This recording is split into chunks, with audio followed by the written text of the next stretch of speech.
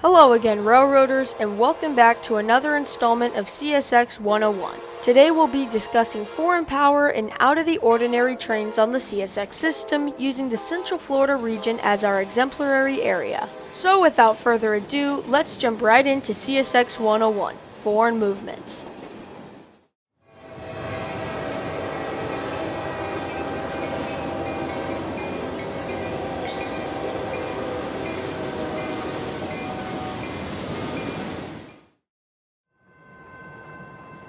Let's start with probably the most prominent foreign trains on the system, that being ethanol trains headed for Tampa. In peak season, Tampa can get up to 3 to 4 ethanol trains a week, all heading southbound into Tampa, and then returning a few days later northbound and empty on the system.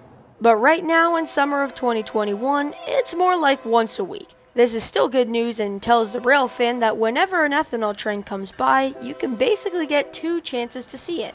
The most prolific ethanol train in the Central Florida area is K423, loaded ethanol from Bensenville, Illinois, which is just outside Chicago, to the port of Tampa and the gasoline terminals there. Now, CSX doesn't own any trackage to a terminal up there, so how does it get a whole trainload of ethanol to come south all the way to Tampa? Well, they get it off the Canadian Pacific Railroad. CSX has formed a pretty strong relationship with the CP, and other than that one K423 that broke down in nights in April, there hasn't been many issues with these trains running.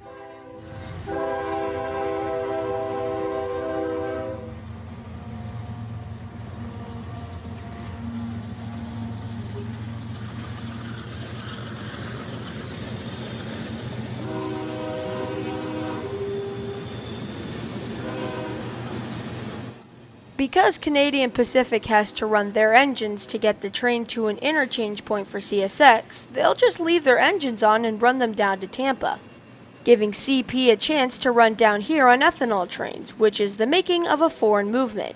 The railroads use the term foreign as an adjective that doesn't originate or belong to that railroad.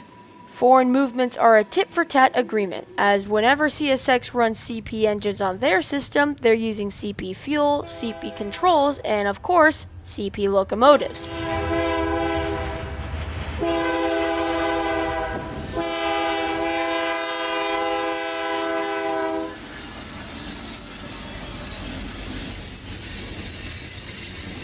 So in return, CSX will run some of their locomotives on the CP whenever CP needs them, like when CSX runs a phosphate train from the Bone Valley up into CP territory.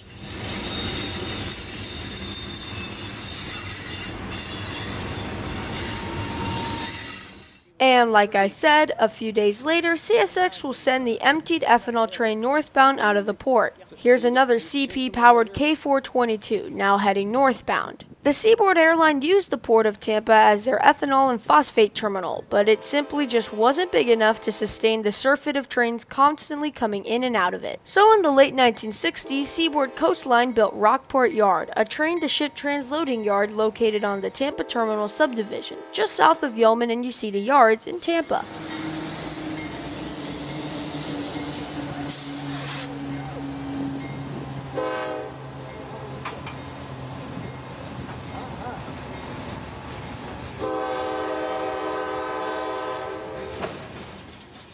Now Rockport has taken over as the port for all Bone Valley traffic into and out of Tampa. PTC, CTC, and the ATCS are also factors in which railroads can run on which trackage. Ferromex almost never runs down here, as the controls are all in Spanish, and that's not great for an American crew down here.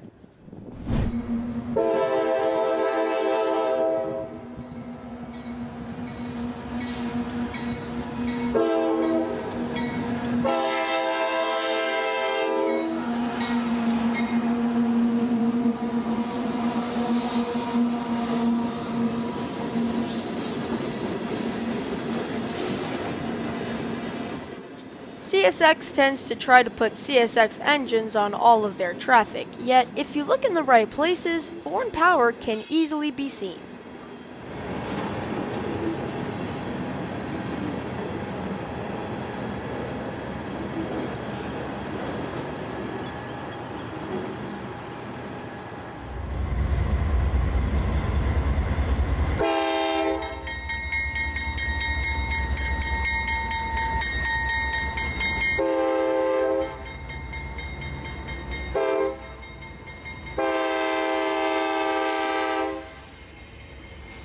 In Mulberry, Florida, we see the familiar sight of a CSX phosphate local creeping up to the diamond located in the middle of State Road 37. This is a common sight, but wait until you see the whole consist.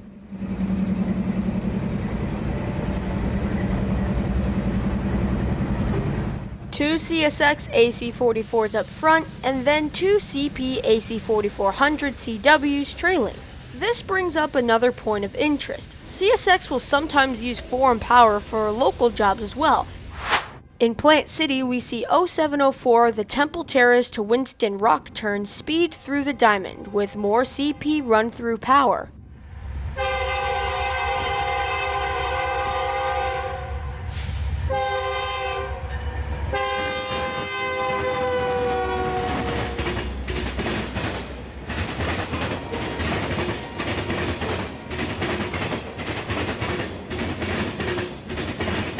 Because it can take up to 5 days for an ethanol train to be brought into the port, unloaded, and then shipped out, CSX uses that power for any extra locals or jobs when needed, instead of just letting them sit in the yard. This 0704 and the previous shot of 0730 are perfect examples.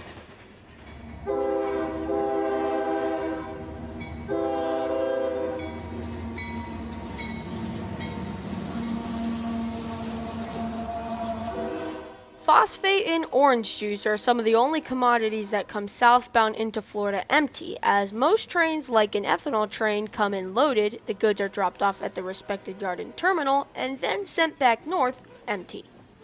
Now for some really uncommon events that happened on actually the same April evening in Plant City, Florida. There are many possible answers or explanations for why CSX does this, but every few weeks, CSX parks a train of phosphate hoppers into night siding and just leaves them there without power, sometimes for a couple weeks and sometimes for a few months at a time. Why they don't continue their journey into Winston Yard, which is about 13 miles to the east, is beyond me, but they do what they want, and it does require an extra crew.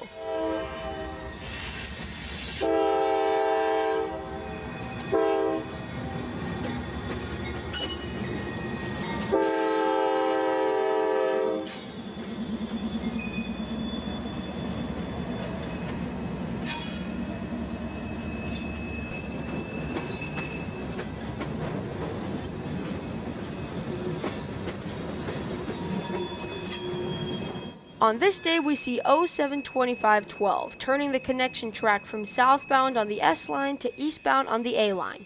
10 miles per hour is the speed here, but once the EOT clears, the crew can speed up to 60. This was a really neat catch for me and my friends, as it's very rare to see these trains in daylights, much less an extra movement. Something that we rail fans love about these old phosphate trains are the surplus of old hoppers. Family lines, SEL and L&N still proudly have some cars decaled for their railroads. These haven't been painted or decaled in probably 60 years, as these railroads are a thing of the past, and making them more rare than ever nowadays. Now about an hour later, this K423, which is now an 0460, comes rolling through downtown Plant City. 460, 12, KCS 4699, clear, Plant City airlock, southbound out.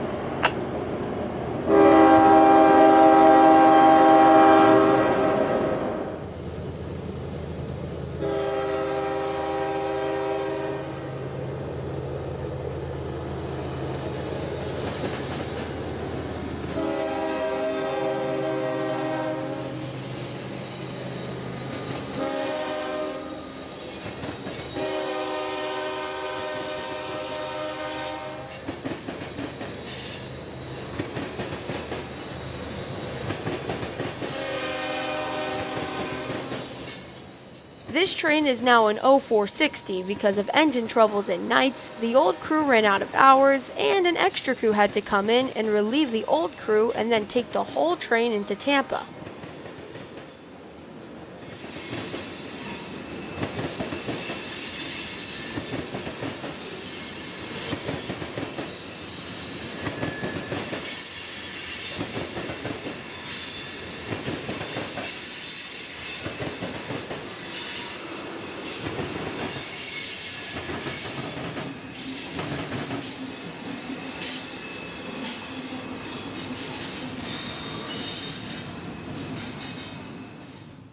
Let me know of any more oddball trains or foreign movements on the CSX that I haven't covered yet, and I'll be sure to consider adding them into the next installment of this series. But for now, I thank you for watching, and I'll see you next time on the High Iron. This is CSX 101, Foreign Movements, End of Transmission.